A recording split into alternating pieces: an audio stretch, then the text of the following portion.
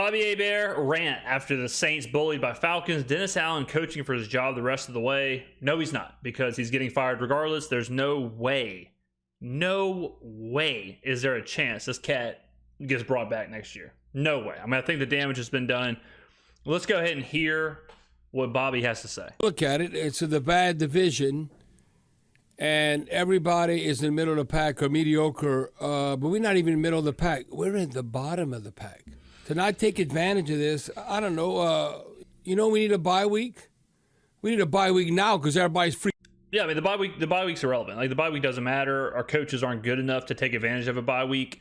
We are. I mean, he's right. Like, we're not a middle of the road team. We're not a middle of the pack team. We're not a average team. We're a below average team. We're a below average team, and it is what it is. So if you want to put your eggs in the basket of, well, maybe we can still win the NFC South, maybe we can still go to a playoff game and get absolutely dressed down by Dallas or whoever we play in the first round. I'm pretty sure it'd be Dallas. So if that's what you want, cool. If you want to hang a division banner, and then lose 42-0 or whatever. But the moral of the story, ladies and gentlemen, is that we have to look to the future. We have to look to the future of who's the next head coach, who's the next offensive coordinator, who's the next defensive coordinator. What do we do after next year, after we cut Derek Carr? There's a lot of questions that have to be asked. I think there's two lines of thinking right now, and as far as Saints fans go. You have one line of thinking, which is going to be, let's try and win the division. There is hope. There actually is still hope we could be a 10-win team. There's hope that we could lose to the Lions and then run the table with, Tampa Bay, Carolina, Atlanta, the Giants, the Rams. We could run the table there, and then we're a 10-win division champion. Like, there definitely is still hope there. It is a razor's edge. We are one loss outside of Detroit from that dream being over. But you could be focused on that. The other line of thinking is you're focused on the future. You're focused on the franchise. You're focused on, okay, what does 2024 look like? What does 2025 look like? Where are we going? Freaking hurt. Now we're going to play the Lions, and you got significant or key players that are banged up. No excuses. No, this is garbage. I mean, all I know is you're not winning any games if you don't score in the red zone. Can you go 3 for 5? What I mean by touchdowns. I'm not talking about field goals. Not 3 for 5, Bobby. We're like 3 for 5. My man, we kicked 5 field goals against the Falcons. We've played 11 games. Can you go 3 for 5? Can you be 70% in the red zone? We can't be 5% in the red zone. We can't be 10% in the red zone. Let's try and be 50%. Let's try and be 25%. Let's just try and score a touchdown. Forget the red zone. Everyone is talking about the red zone after the Falcons game because the red zone was so bad. But let's just talk about scoring. I don't care if we're throwing 80-yard touchdown passes. I don't care if we never get to the red zone if we score more than 15 points. It's not just a red zone issue. It is a offensive issue. It's been an offensive issue the entire year. Nothing has changed. Absolutely nothing has adapted, evolved, improved. Nothing. The entire season. So we're still sitting here talking about the same stuff. I guarantee you, if we rewinded Hebert's rants to week 3, he said pretty much the same thing where he was like, can you go 3 for 5 in the red zone? We're here doing the same stuff. Making Groupie the player of the game. He had a chance to go 6 for 6. But, to go 0-5 in the red zone, 0-1 goal-to-goal scenarios, no, it's unacceptable. But you look at the Falcons, where they're at right now, they didn't have no momentum. They had lost 3 straight. Yeah, they changed quarterbacks. You can turn your season around quickly. Now they 3-0 in the NFC South. So you look at tiebreakers, what's going to come around. I still think it's a dim light. It's still a light at the end of the tunnel. It's dim, but I still think it's going to come down to the last game of the season in the in the Caesars Superdome. Whoever wins that game is going to win the NFC South. I still think that. I'm still a little bit optimistic that that's how meaningful. But the only way that happens is if, barring the Falcons dropping some random game, The only way that happens is if we win. And do y'all have faith that the Saints can go win against the Rams? No. Not really. Do we have faith that we can go win in Tampa Bay? Not really. It is certainly right there for us. It's certainly on the table for us. But it has been on the table for us all season long. So after every game, I'm kicking myself because I always bet on the Saints. I always believe in the Saints. And then I'm looking around and I'm like, what the hell was I thinking? I know the Saints have the worst play caller in the NFL. I know the Saints have the losingest head coach in NFL history. I know all that going in. What makes me think that we're going to all of a sudden turn the corner? At the end of the game, the Saints were a 2-point favorite against the Falcons. And I'm sitting here thinking yeah, exact same thing as the Vikings. Exact same situation. Game opens up around a pick. Saints take money. Saints go to -2. I bet on the Saints, and we're never, ever in it. Well, that game's going to come. So whether it's Atlanta hosting a playoff game or whether the Saints hosting a playoff game, doesn't mean you could do anything. You might get waxed like Tampa Bay got waxed last year, but you got to the postseason. Now, I don't think any moves would be made. I think truly for moves to be made, that you want the Saints to fall on their face. Now, if we don't do anything, I don't know how Dennis Allen can stick around. But if you'd end up winning the NFC South and hosting the game, no, there ain't no changes. Now that would be absolutely crazy. I don't believe that. I cannot allow myself to believe that. That because we could possibly win the NFC South and host a playoff game, that they would honestly think about bringing Dennis and Pete back. If they brought Dennis and Pete back after what we've had to sit through this season and last season, I mean, at that point, seriously, just sell the team, get an MLS franchise. We're a soccer city. That would be mind breaking. It would break my psyche if after everything we sat through this season, if they were like, you know what? I think Dennis Allen and Pete Carmichael are the two that can really turn this around. You might change Sneaky Pete and the offensive coordinator, Thank but God. Dennis Allen's not going nowhere. So Dennis Allen is playing for his job. What's going to occur on a schedule that is so favorable, you think on paper, how can we not win? But maybe we're not even middle of the pack. So it's a lot of negative things that transpired in this game. Now, instincts, I think he's still an old man.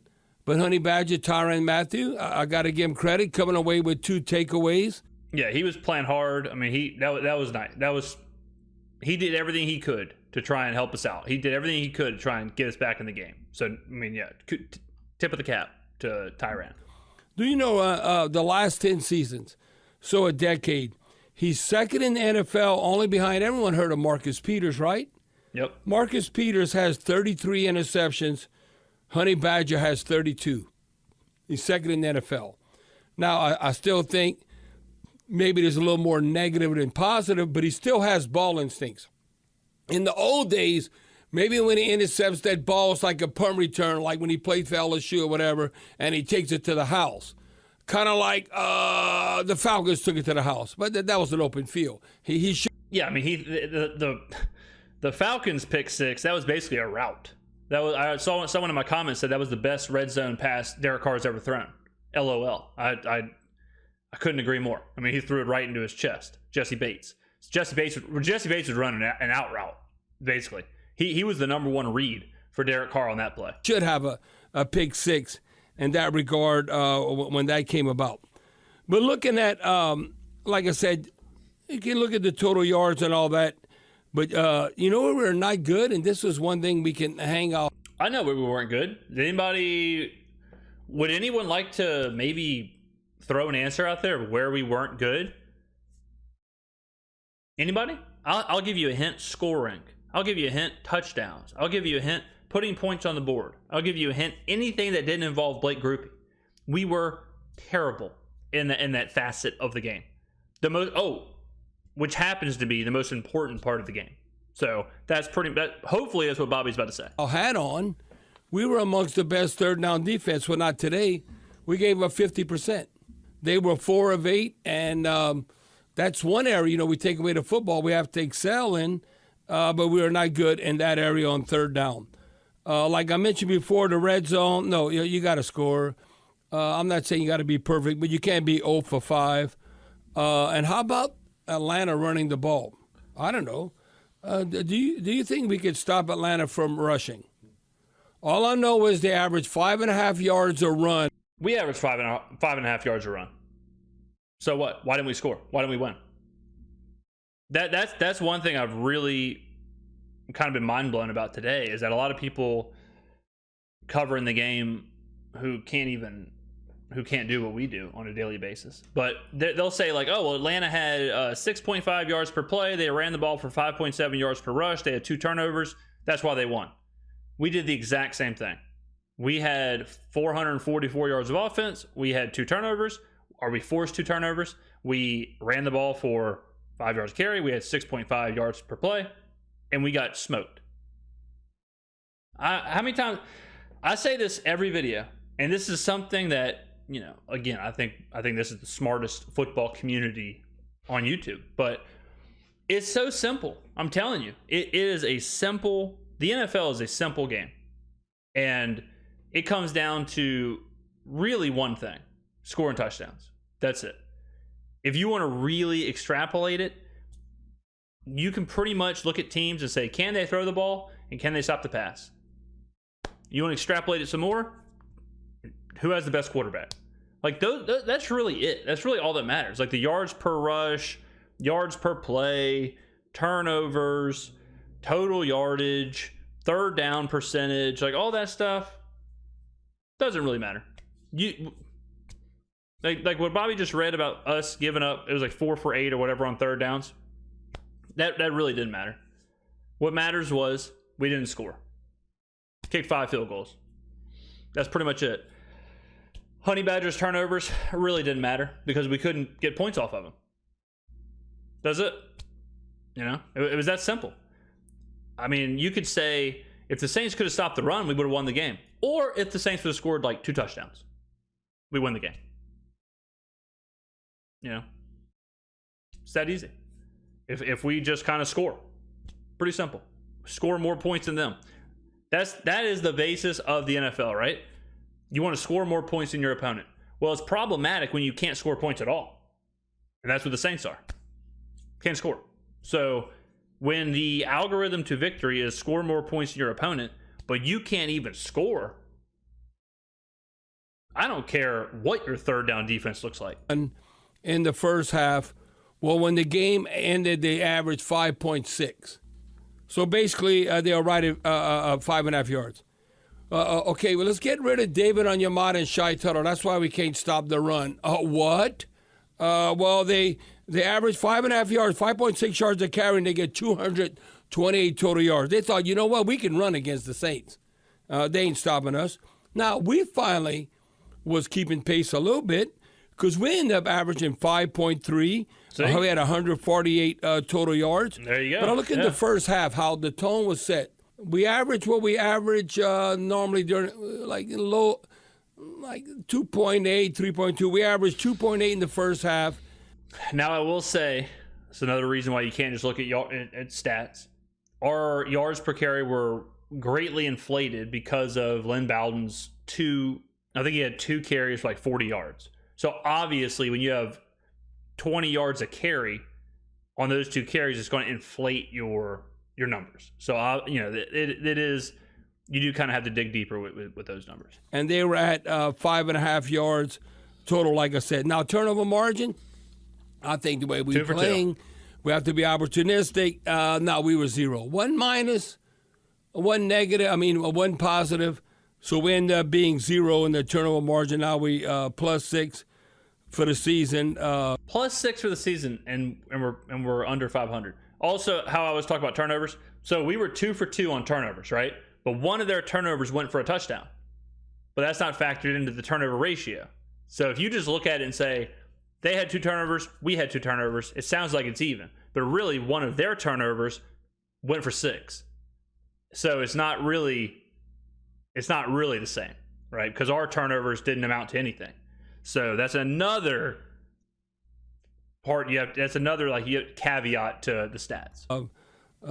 You look when I look at like the turnovers, the interception.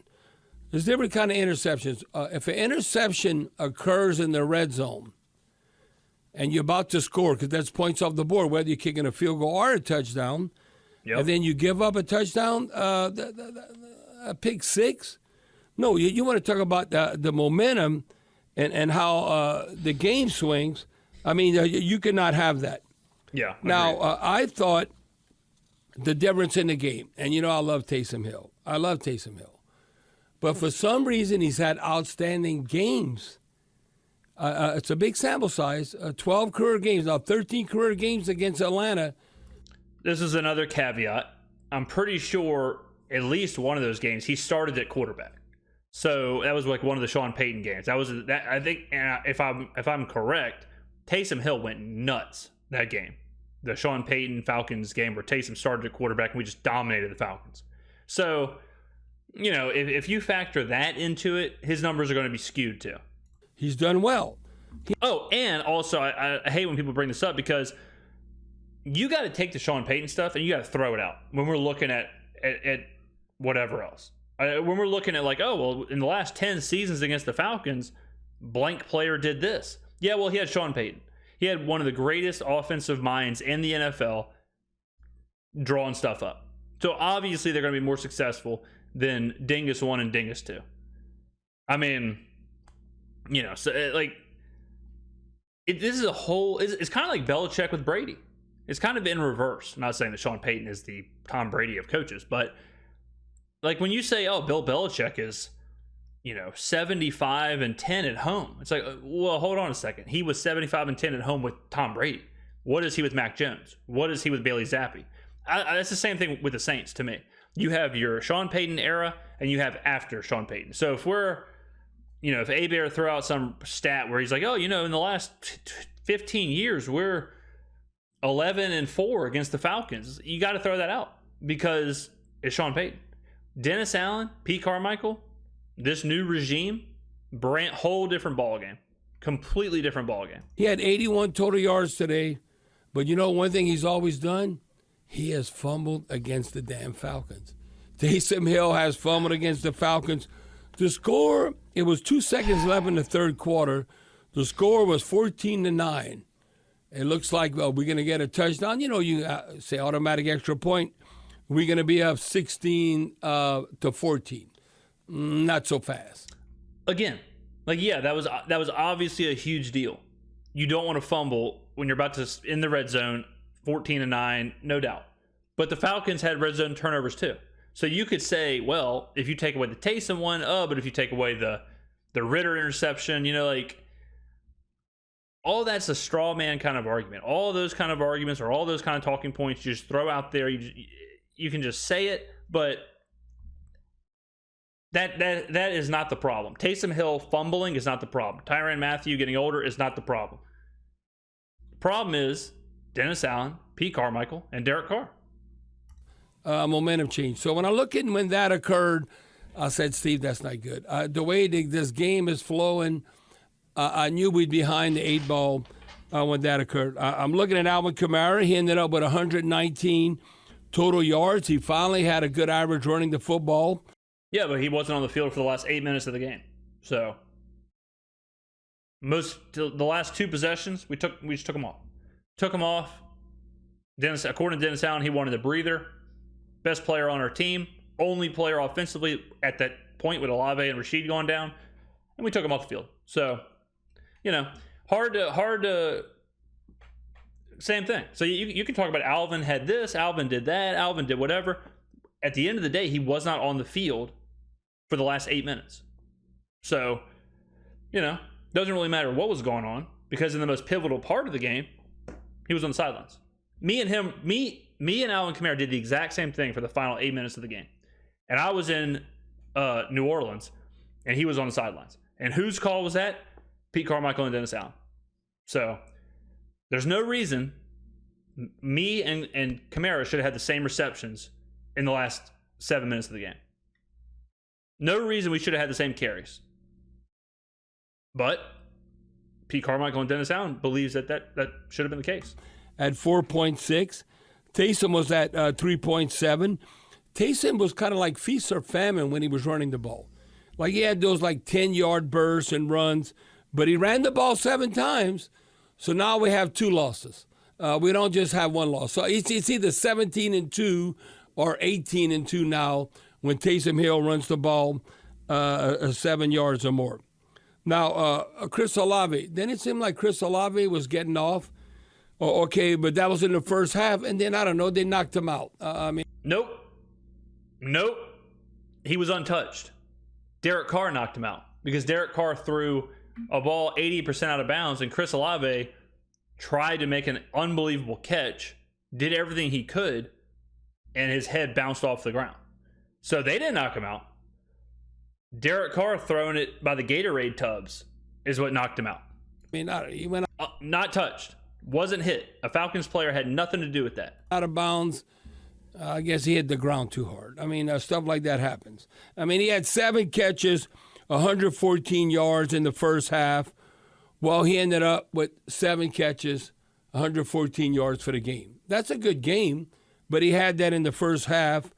Taysom Hill caught a couple of balls, 55 yards. Alvin Kamara, like I said, not only as a running back, getting 69 yards, but he had 4 catches for 50 yards. Now, Bijan Robinson, when you could kind of compare him to Alvin Kamara and you look at the production, well, they kind of canceled themselves out. Kamara had 119 total yards. Robinson had 123 total yards. Yeah, but Robinson had the touchdown. Robinson had the deep pass from Ritter. They don't cancel themselves out at all. And Robinson was used at the end of the game. Kamara wasn't. But he averaged almost 6 yards a carry, and he had 32 yards also receiving. To me, it's not like Desmond Ritter won the game for him. He had a touchdown, 2 interceptions. He had a quarterback rating of 63. Yeah, Ritter wasn't great, no doubt about that. But Ritter isn't great. We know Ritter's not going to be great. And that was the whole point, was that the Saints needed to try and make Ritter beat them. They didn't. They allowed the Falcons to do exactly what they wanted, run the ball all game long. That was it. No sacks on Ritter. He turned the ball over. We turned the ball over. We couldn't capitalize on turnovers. But no, Ritter was not good. But Ritter was about as good as Derek Carr was. Derek Carr had a quarterback rating of 77. So there's nothing to write home about in that area. The one thing that I've noticed... we can't score. I think, and Deuce mentions this, is do we tackle good enough a lot of times? Seems like we struggle. We need to do a better... I cannot believe we're still talking about tackling. This is something we talked about at the beginning of the year. There's no way we can be 5-6. We can have the loss we just had. We can kick 5 field goals. And we're talking about tackling. This is a 10-minute video. This entire video should just be skewering Dennis Allen and Pete Carmichael and Derek Carr for what they've done to this franchise this season. This franchise, Tommy DeVito for the Giants is doing more. Well, granted, it's Brian Daboll, but is doing more than what the Saints are doing. The Denver Broncos gave up 70 points in a game, and they look like a totally different team. What do you think was the difference? Why do you think the Broncos were able to adjust? Why do you think the Giants are able to be competitive with Tommy DeVito? What do you think the difference is? I know what it is. Sean Payton, Brian Daboll, and then we have 2 guys who can barely find the stadium on their own. Better job of tackling. Look, Carl Granderson led the team with 10 total tackles. Pete Werner had 8. Marcus May had 8. But, it's like nothing. It should be a linebacker or your linebacker. And, Pete Werner ended up having 8 total tackles, 7 unassisted. But it doesn't seem like that we have any significant playmakers. A very frustrating loss, to say the least. Horrible loss, yeah. Does anybody think after Detroit next week, but it's the NFL, we're going to be 6-6? I think the odds are, even though we're playing at home, we'll probably be 5-7. Yeah. then you're really behind the 8 ball. And not really. The Detroit game, I think, is a complete throwaway game. It is totally irrelevant. If we lose, no problem. We can still win 10 games. We can still win the division. Who cares? If we win, then obviously it becomes relevant. But the idea that, like, you know, we would be more behind the 8 ball if we lost versus now, it really isn't true. We have to win out sans Detroit. That is the bottom line, because we play Atlanta, we play Carolina, we play Tampa Bay, we play the Giants, we play the Rams. We should be able to win out. We should be able to win 10 games. Now, that includes a road game in Tampa. That includes a road game against the Rams. The rest are at home. So we should win. The Lions game would be lagniappe if we won. That would be huge. But the Lions coming off of a bad loss on Thanksgiving, they're going to have extra rest. They're going to be pissed off. Dan Campbell's going to be pissed off. Hopefully, the only thing I can say is if I was Dennis Allen, can you imagine? I would treat it like a bye. I would treat it like an extra week. I would tell whoever's hurt, get some extra rest. You know, I would sit Olave, or I'd sit whoever's hurting, whoever's aching, and I would say, treat this like a bye. We have to win the last 5 games. We cannot worry about the Lions game. Bad spot all around. We've got some people banged up. Get healthy, because for the last 5 games of the season, each one of those games is a Super Bowl. That's how I would look at the schedule. Puts a lot of pressure on the organization, but this is a game to control what you need to do in the NFC South. The Saints don't know how to be prosperous. They don't know how to succeed. I don't know. It's kind of like we want to cause all the Houdat Nation an ulcer. I mean, okay, we're going to be stressed out, but a very disappointing performance. Because do you think Atlanta is really, I mean, I think right now I would say Atlanta's kind of middle of the pack. We're not even in. No, they're below average. I would say Minnesota's probably middle of the pack, but it doesn't matter because they both rolled us. I would say Tampa Bay's below average, but they rolled us at home. So, you know, it's interesting. Bobby said the Saints don't know how to be successful because for the last 15 years, the Saints have been one of the most successful franchises in the NFL. They've been one of the most consistent, the most winningest franchises in the NFL. But something seems to have changed the last couple of seasons. And all of a sudden, a team that has been successful, a team that has constantly competed, a team that was constantly a threat in the NFC, a team that was high scoring, fun, dynamic to watch, suddenly that team doesn't know how to be successful. I wonder if it has anything to do with the person in charge of the team is the least successful head coach in NFL history. What do y'all think? Do y'all think that one of the most successful franchises of the last decade, all of a sudden forgetting how to become successful, might have something to do from going from the best coach in franchise history to the most losingest head coach in NFL history? Ponder that question, ladies and gentlemen. Thank you for the video, WWL. Go in the comments below, pop off, sound off. I'll be down there reacting. Thank you for watching. I will see you in the next video.